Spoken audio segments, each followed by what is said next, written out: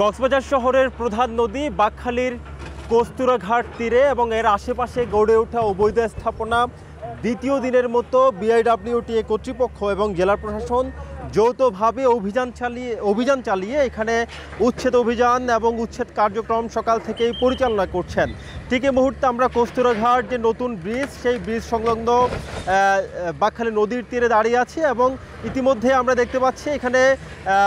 এখানে আসলে যে স্থাপনাগুলো গড়ে তোলা হয়েছিল নদীর জমির উপর সেই স্থাপনাগুলো সকাল থেকেই একে একে উচ্ছেদ করা হচ্ছে। যদিও জানানো হয়েছে গতকাল থেকে যেহেতু এই উচ্ছেদ অভিযান শুরু হয়েছে, গতকাল শতাধিক স্থাপনা উচ্ছেদ করা হয়েছিল এবং আজকে দ্বিতীয় দিনের মতো উচ্ছেদ অভিযানে এখানে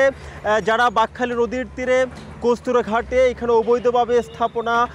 জনবসতি গড়ে তোলা হয়েছিল সেই জনবসতিগুলো এখানে আসলে সমন্বিতভাবে উচ্ছেদ করা হচ্ছে এবং এই উচ্ছেদ কার্যক্রমে জেলা প্রশাসনের পাশাপাশি এখানে স্থানীয় পুলিশ সদস্যরাও রয়েছেন, সেনা সদস্য এবং আনসার সদস্য সহ এখানে কয়েক স্তরের নিরাপত্তা বলয় গড়ে তোলা হয়েছে যাতে কোনো ধরনের আইন শৃঙ্খলা পরিস্থিতি বিঘ্ন না ঘটে। আরেকটি বিষয় জানিয়ে রাখতে চাই, সকাল 11টার দিকে এখানে উচ্ছেদ কার্যক্রম চলাকালে স্থানীয় যারা দখলদার রয়েছেন তাদের হামলায় একজন পুলিশ সদস্য আহত হয়েছেন, তাকে কক্সবাজার সদর হাসপাতালে চিকিৎসা দেওয়া হচ্ছে বলে আমরা জানতে পেরেছি। পাশাপাশি এই ঘটনার সাথে যারা জড়িত এই হামলার সাথে তাদেরকে পুলিশ কিন্তু তাৎক্ষণিক ধাওয়া দিয়ে তাদের মধ্যে 3 জনকে আটক করতে সক্ষম হয়েছে। আমি এই মুহূর্তে যদিও কস্তুরাঘাটে দাঁড়িয়ে আছি, মূলত বান্দরবানের নাইক্ষ্যংছড়ি থেকে শুরু হয়ে উৎপত্তি হয়ে যে বাকখালী নদী সেই বাকখালী নদী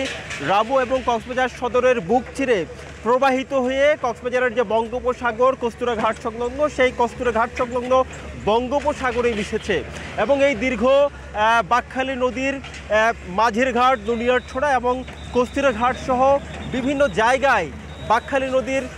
আশেপাশে কিন্তু নদী দখল করে দীর্ঘদিন ধরে, বিশেষ করে 10 থেকে 12 বছর ধরে আসলে প্রায় 1000-এরও অধিক অবৈধ স্থাপনা গড়ে তোলা হয়েছে। ইতিমধ্যেই বিআইডব্লিউটিএ কর্তৃপক্ষ স্থানীয় ভূমি অফিসের মাধ্যমে এই অবৈধ দখলদারদের তালিকা করে ইতিমধ্যে উচ্ছেদ কার্যক্রম শুরু করেছে এবং এটি আমি জানিয়ে রাখতে চাই, যেহেতু 24 আগস্ট মহামান্য হাইকোর্ট অথবা উচ্চ আদালতের একটি নির্দেশনার আলোকেই কিছুদিন আগে এখানে নৌ পরিবহন উপদেষ্টা কক্সবাজার সফর করে এবং সেই সফরের প্রেক্ষিতে একটি আলোচনার মাধ্যমে এই অবৈধ জনবসতি বা স্থাপনাগুলো উচ্ছেদ কার্যক্রম পরিচালনা করার সিদ্ধান্ত গৃহীত হয়েছিল। সেই সিদ্ধান্তের আলোকেই বাস্তবায়ন করা হচ্ছে বিআইডব্লিউ কর্তৃপক্ষ এবং জেলা প্রশাসনের মাধ্যমে। ইতিমধ্যেই যে স্থাপনাগুলো এখানে উচ্ছেদ করা হচ্ছে এগুলো উৎসুক মানুষের আমরা উপস্থিতিও দেখতে পাচ্ছি এবং নদী দখলদারদের কাছ থেকে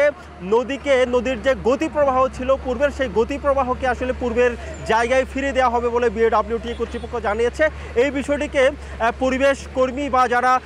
নদী কেন্দ্রিক যারা আসলে অ্যাক্টিভিস্ট রয়েছেন তারা আসলে এই উদ্যোগটিকে তারা স্বাগত জানাচ্ছেন। কক্সবাজারের কস্তুরাঘাট থেকে এটুকুই ছিল এখানকার সবশেষ।